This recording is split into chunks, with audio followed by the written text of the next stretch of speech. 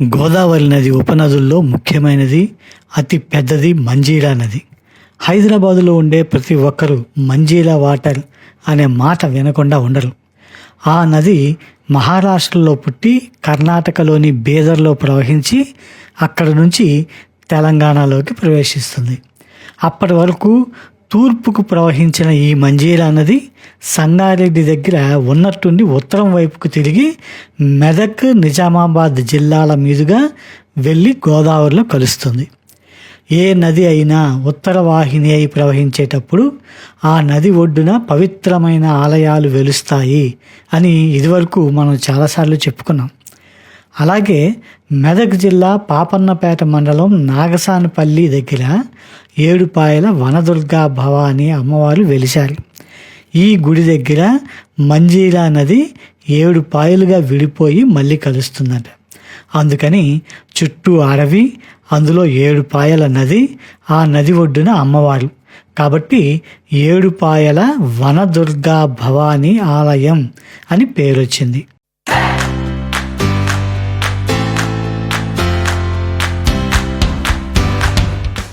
నమస్కారం అండి, నేను చంద్రమోహన్. మీరు చూస్తున్నారు జోరుగా హుషారుగా యూట్యూబ్ ఛానల్. ప్రతి పుణ్యక్షేత్రానికి ఒక స్థల పురాణం ఉన్నట్టే 7 పాయల దుర్గా భవాని ఆలయానికి కూడా ఒక స్థల పురాణం అనేది ఉంది. మీకు మహాభారతంలో అర్జునుడు తెలుసు కదా, అర్జునుడు కొడుకు అభిమన్యుడు, అభిమన్యుడి కొడుకు పరీక్షిత్ మహారాజు అనమాట. ఈ పరీక్షిత్ మహారాజు ధర్మరాజు తర్వాత రాజయ్యాడు. ఈయన ఒకసారి ఏం చేశాడంటే అడవిలో వేటకు వెళ్ళి ఒక జింకను తరుముకుంటూ పోయాడు. ఆ జింక ఏం చేసింది, ఒక ముని ఆశ్రమంలోకి వచ్చి అక్కడ అదృశ్యమైపోయింది. ఆయన అక్కడికి వచ్చి అక్కడ తపస్సు చేసుకుంటున్న మునిని అడిగాడు, ఈ జింక ఇటుగా వచ్చింది, నువ్వేమైనా చూసావా, ఎటుపోయింది చెప్తావా అని. ఆయన ఏంటంటే ధ్యానంలో ఉన్నాడు కాబట్టి ఆయనకు ఈ రాజుగారి మాటలు వినవాల. సమాధానం రాకపోయేసరికి రాజుగారికి కోపం వచ్చింది.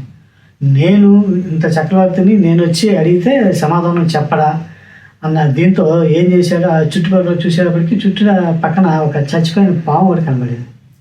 ఆ పామును తీసుకొచ్చేసి ముడి మెడలో వేసేసి ఈ రాజు అక్కడి నుంచి వెళ్ళిపోయాడు. వెళ్ళిపోయిన తర్వాత ముని కొడుకు వచ్చాడనమాట. అతని పేరు శృంగి. అతను వచ్చి మా నాన్న మెడలో పాముని చచ్చిన పాముని వేశాడు. ఇది ఎవరైతే చేశారో వాళ్ళు వారం తిరగకుండా పాము కాటుతో చచ్చిపోతారు అని శపించేశాడు. ఆ విషయం పరీక్షిత్ మహారాజుకి తెలిసింది. అప్పుడు ఆయన తను చేసిన పొరపాటు ఏంటో గ్రహించాడు. ఎమ్మటి ఏం చేశాడంటే ఒక ఒంటి స్తంభం మేడ కట్టుకొని ఆ ఒంటి స్తంభం చుట్టూ బోలంతా కాపలా పెట్టేసి ఆయన ఆ ఒంటి స్తంభం మేడలో ఉన్నాడు. 6 రోజులు కదా, ఈ 6 రోజులు ఎల్లగల్లా గడిపేస్తే తర్వాత శాపం ఇదైపోతుంది అని చెప్పేసి అనుకున్నాడు ఆయన. సరిగ్గా 6 రోజులు అయిపోయినాయి.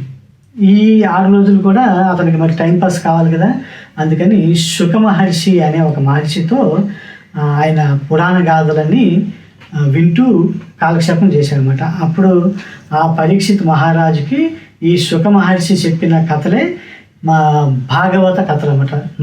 మహాభాగవతం అంటాం కదా, ఆ మహాభాగవతం మొత్తం ఈ 7 రోజుల్లో ఆయన చెప్పాడనమాట. సరే, ఇంకా 7వ రోజు వచ్చేసింది. అప్పుడు మరి ఆ ముని శాపం ఏమవుతుంది, మరి ఈ 7వ రోజు కూడా దాటిపోతే ఇంక మళ్ళీ శాపం ఇదైపోయింటే. అందుకని ఈ నాగరాజులు ఏం చేశాడంటే, తక్షకుడు అనే ఒక నాగరాజు తన అంచులతో అక్కడికి వెళ్ళాడు. వెళ్తే ఆ ఒంటి స్తంభం చుట్టూ కట్టుదిట్టమైన భద్రత అన్నమాట. అంటే చిన్న పురుగు కూడా లోపలికి వెళ్ళే అవకాశం లేదు. అప్పుడు ఏం చేశాడంటే తన వెంటున్నటువంటి ఇచ్ఛాదారి నాగులు అంటాం. అంటే వాళ్ళు ఆ నాగుపాములు తమ ఏ రూపంలోకి వెళ్ళాలంటే ఆ రూపంలోకి వెళ్ళగలుగుతాయన్నమాట. సో ఆ ఇచ్ఛాధారి శక్తి ఉన్నటువంటి నాగుపాములు అవన్నీ. సో దాంట్లో కొంతమంది ఏం చేశాడంటే బ్రాహ్మణుల వేషం వేసుకొని వెళ్ళాడు. వెళ్ళేటప్పటికి జనరల్గా అప్పట్లో రాజులు ఏంటంటే బ్రాహ్మణులు వచ్చాడు అని అంటే ఇక వాళ్ళని అసలు అడ్డుకునే వాళ్ళే కాదనమాట. తప్పనిసరిగా లోపలికి ఆహ్వానించేవాళ్ళు, అంత గౌరవం ఉండేదన్నమాట. సో వీళ్ళు బ్రాహ్మణ రూపంలో వెళ్ళేసరికి వాళ్ళని లోపలికి రమ్మన్నారు. వాళ్ళు ఏం చేశారు, రాజా మేము చూడటానికి వచ్చాము, మీరు బాగానే ఉన్నారు కదా అని చెప్పేసి ఒక నిమ్మపండు ఆయనకి కానుకలాగా ఇచ్చేసి వెళ్ళిపోయారు. వెళ్ళిపోయిన తర్వాత ఇంకా చూస్తే ఇంకా 7వ రోజు దాటిపోతూ ఉంది, సమయం మించిపోతూ ఉంది. ఇంక ఈ రాజు అమ్మాయి ఇంకేం లేదులే అని చెప్పేసి ఆ నిమ్మపండుని తీసుకొని చేతిలోకి తీసుకున్నాడు. తీసుకొని ఆ నిమ్మపండులో నుంచి ఒక నల్లటి పురుగు, చిన్న పురుగు ఒకటి బయటకు వచ్చింది. బయటకు వచ్చి చూస్తుండగానే ఆ నల్లటి పురుగు కాస్త పెద్ద సర్పం అయిపోయింది. సర్పం అయిపోయి పరీక్షిత్ మహారాజుని కాటేసి చంపేసింది. ఆ కాటేసి చంపిన ఆ సర్పరాజు పేరు తక్షకుడు అన్నమాట. తర్వాత ఈ విషయం ఈ పరీక్షిత్ మహారాజు కొడుకు జనమేజయుడు అని చెప్పేసి ఆయనకు తెలిసి, ఎట్టి పరిస్థితుల్లోనూ మా నాన్నను చంపినటువంటి ఆ సర్పజాతిని మొత్తాన్ని నేను నాశనం చేస్తానని చెప్పేసి సర్పయాగం తలపెట్టాడు ఆయన. ఆ సర్పయాగం చేయడానికి 7 ఋషులు వచ్చారు. 7 ఋషులు అంటాం కదా, 7 ఋషులు. వాళ్ళు 7 కూడా ఇక్కడికి వచ్చేసి సర్పయాగం చేయటం మొదలుపెట్టారు. మొదలుపెట్టిన తర్వాత వాళ్ళు ఒక్కొక్క మంత్రం చదువుతుంటే ఒక్కొక్క జాతికి చెందినటువంటి సర్పాలన్నీ వచ్చి ఆ యాగాగ్నిలో పడి కాలి బూడిదైపోతున్నాయి. ఇది ఇట్లా జరుగుతుండగా అప్పుడు ఈ సర్పజాతి తల్లి అయినటువంటి కద్రువ ఆవిడ వెళ్ళి అస్థీక మహాముని అతని దగ్గరికి వెళ్ళి అతన్ని వేడుకుంటుంది, ఎలాగో అలాగా దీన్ని ఆపాలి అని చెప్పేసి. అంటే అప్పుడు ఆ అస్థీకుడు ఈ జనమేజయుని దగ్గరికి వచ్చి తన పాండిత్యంతో జనమేజయుని మెప్పించి చివరికి అతనితోనే ఒక వరం అడిగించుకుంటాడు, నీకేం కావాలో కోరుకోవాలి అంటే. అప్పుడు అస్థీకుడు ఏమంటాడంటే, ఈ సర్పయాగాన్ని వెంటనే ఆపేయండి, ఇది యాక్చువల్గా మీ నాన్నగారికి చేసిన పనికి ఆ మునికుమారులు ఇచ్చినటువంటి శాపము, అంతేగాని ఈ తక్షకుడు కావాలని చేసిన పని కాదు, ఇది సర్పాలన్నీ కూడా మీకు కావాలని చేసిన అపకారం కాదు, ఇది అది ముని శాపం వల్ల అలా జరిగిపోయిందంటే శాంతించండి, సర్పయాగాన్ని ఆపండి అని చెప్పేసి మొత్తం మీద సర్పయాగాన్ని ఆపించాడు. ఆపించిన తర్వాత మరి ఇప్పటికే చాలా సర్పాలు దాంట్లో ముని పడిపోయి చచ్చిపోయాయి కదా. మరి ఆ సర్పాల సంగతి ఏంటి అంటే, సరే ఆ సర్పాలకు మోక్షం సిద్ధించేలాగా, స్వర్గలోక ప్రాప్తి పొందేలాగా గంగాదేవిని ప్రార్థించి, అమ్మ ఈ యాగస్థలి నుంచి నువ్వు ప్రవహిస్తే కనుక ఆ చనిపోయినటువంటి సర్పాలన్నిటికీ కూడా మోక్షం సిద్ధిస్తుంది, కాబట్టి దయచేసి ఇక్కడి నుంచి ప్రవహించు అని చెప్పేసి గంగాదేవిని ప్రార్థిస్తారు. అప్పుడు వాళ్ళ ప్రార్థనలు విన్న గంగాదేవి పైకొచ్చి ఆ యాగస్థలి మీదుగా ప్రవహిస్తూ, అక్కడ 7 ఋషులు ఉన్నారు కదా, ఆ 7 ఋషులు ఉండటం చేత 7 పాయలుగా విడిపోయి వాళ్ళని దాటి వెళ్ళిన తర్వాత మళ్ళీ కలిసిపోయి అటు వెళ్ళిపోయింది అనమాట. అప్పుడు ఆ గంగాదేవి వచ్చినటువంటి ఆ ప్రవాహాన్నే ఇప్పుడు మనం మంజీరా నది అని చెప్పేసి అంటున్నాము. ఆ 7 పాయలకు కూడా 7 ఈ 7 ఋషులు ఎవరైతే ఉన్నారో వాళ్ళ పేర్లు పెట్టి పిలుచుకుంటారనమాట. ఇది ఆ సర్పయాగం జరిగినటువంటి స్థలం కాబట్టి, అంటే సర్పాలని నాగులని అక్కడ వచ్చి చనిపోయాయి కాబట్టి, లేదంటే అక్కడికి వచ్చిన తర్వాత ఈ గంగాదేవి ప్రవాహం వల్ల మోక్షప్రాప్తి లభించింది కాబట్టి ఆ ప్రదేశాన్ని నాగ్సాన్పల్లి అని అంటాం. ఆ నాగ్సాన్పల్లిలో ఉన్నటువంటి వనదుర్గా భవానీని 7 పాయల వనదుర్గా భవానీ అని అంటున్నాం. మరి పదండి వెళ్ళి 7 పాయల వనదుర్గా భవానీ ఆలయాన్ని చూసొద్దాం. హైదరాబాదు నుంచి మెదక్ వెళ్ళే దారిలో ఉంటుంది 7 పాయల వనదుర్గా భవానీ ఆలయం. హైదరాబాదు నుంచి అయితే 85 కిలోమీటర్లు, మెదక్ నుంచి 10 కిలోమీటర్లు. హైదరాబాదు నుంచి సొంత వాహనంలో వెళ్ళేవాళ్ళు మధ్యలో బొంతపల్లి వీరభద్ర ఆలయాన్ని, నర్సాపూర్ అర్బన్ ఫారెస్ట్ పార్కును కూడా చూసుకొని ఈ గుడికి చేరుకోవచ్చు.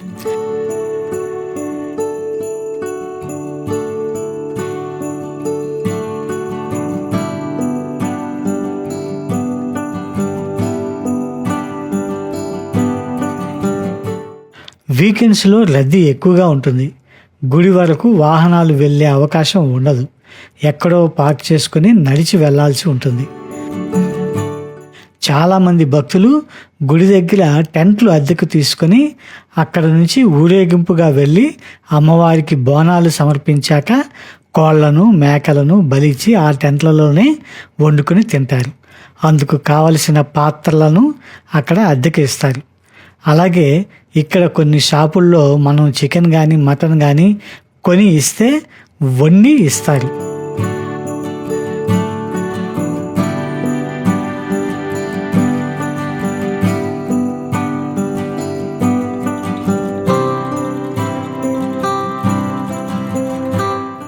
ఇదిగో ఇది ఆలయ ప్రధాన ద్వారం.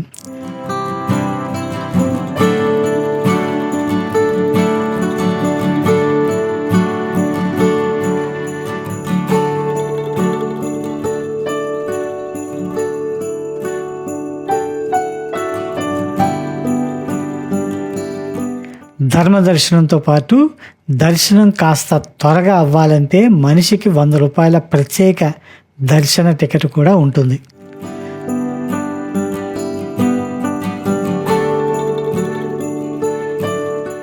ఇక ఆలయ పరిసరాలను చూస్తే పెద్ద పెద్ద బండరాళ్ళు, ఆ రాళ్ల మధ్యలో నుండి ప్రవహించే మంజీరా నది, ఆ బండరాళ్ల మధ్యలో కొలువై ఉన్న అమ్మవారు.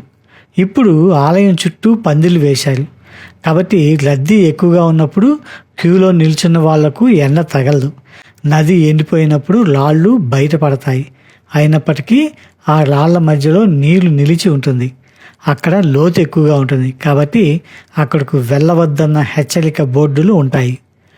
నది 7 పాయల్లో 3 పాయలు అమ్మవారి గుడికి ముందు నుంచి, 4 పాయలు గుడి వెనుక నుంచి వెళ్తాయని చెప్తారు.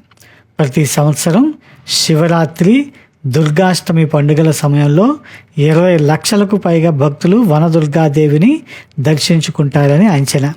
ప్రతి శివరాత్రికి ఇక్కడ 1 వారం రోజుల పాటు ఉత్సవాలు జరుగుతాయి. శివరాత్రి రోజున ఉత్సవం ప్రారంభమవుతుంది. దాని తర్వాత జరిగే బండి ఉత్సవంలో 32 గ్రామాలకు చెందిన ఎడ్ల బండ్లు ఆలయం చుట్టూ ప్రదక్షిణ చేస్తాయంట. చివరి రోజున రథోత్సవం జరుగుతుంది.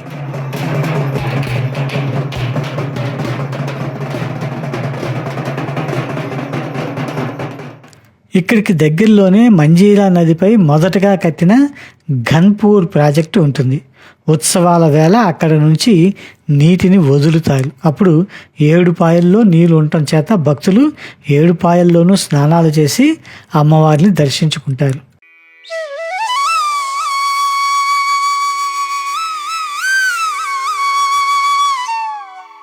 వర్షాకాలంలో నదీ జలాలు ఉప్పొంగి వనదుర్గ భవానీ పాదాల వరకు నీరు చేరుతుంది.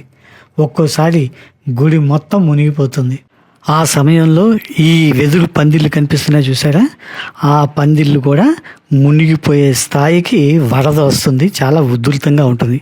అప్పుడు అమ్మవారిని రాజగోపురం ఉంది చూసారా, ఆ రాజగోపురం ఎంట్రీ అక్కడ పెట్టి దర్శనం ఇప్పిస్తారు.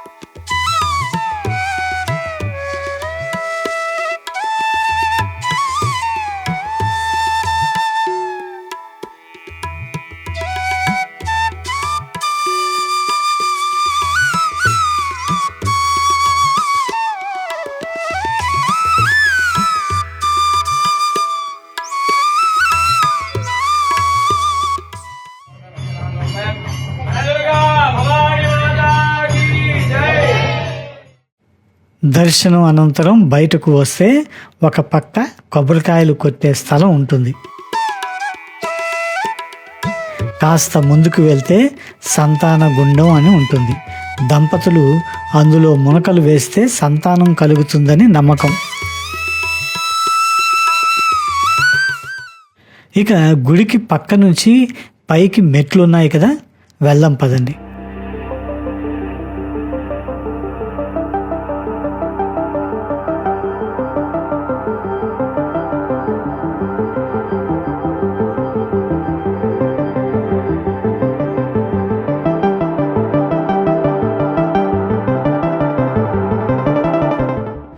మెట్లు కొంతవరకే ఉన్నాయి.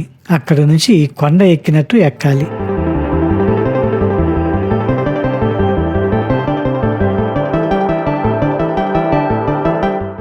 కొద్ది దూరం వెళ్తే ఇదిగో ఇది ఎల్లమ్మ తల్లి గుడి. ఇంకా ముందుకు వెళ్తే మునిపుట్ట అని వస్తుందంట, వెళ్ళి చూద్దాం.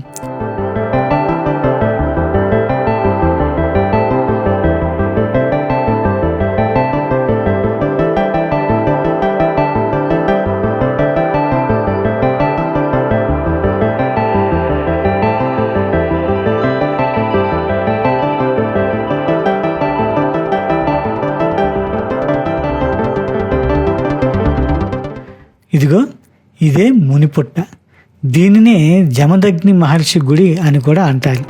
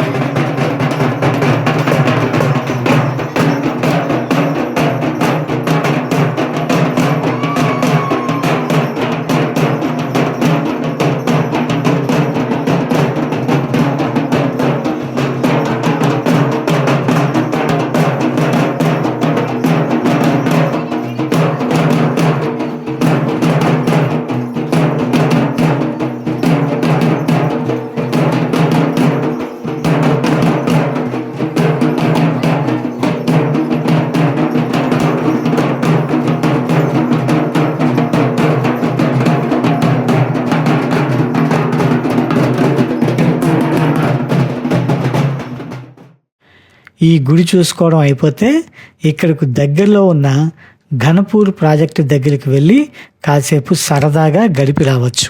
ఏడుపాయల వనదుర్గా భవానీ ఆలయం గురించి తెలుసుకున్నారు కదా, ఆలయ విశేషాలను కూడా చూశారు కదా. మీరు ఈ టెంపుల్ని ఇదివరకే చూసి ఉంటే కనుక మీ అనుభవాల్ని దయచేసి కామెంట్స్లో పెట్టండి. అలాగే ఛానల్ని ఇప్పటివరకు సబ్స్క్రైబ్ చేసుకునే వాళ్ళు ఎవరైనా ఉంటే ప్లీజ్ దయచేసి ఛానల్ని సబ్స్క్రైబ్ చేసుకోండి. అలాగే ఈ వీడియో మీకు నచ్చితే కనుక లైక్ చేయండి, మీ ఫ్రెండ్స్కి షేర్ చేయండి. మరి మరో మంచి వీడియోతో మళ్ళీ కలుద్దాం. అంతవరకు సెలవు, మరి బాయ్ బాయ్.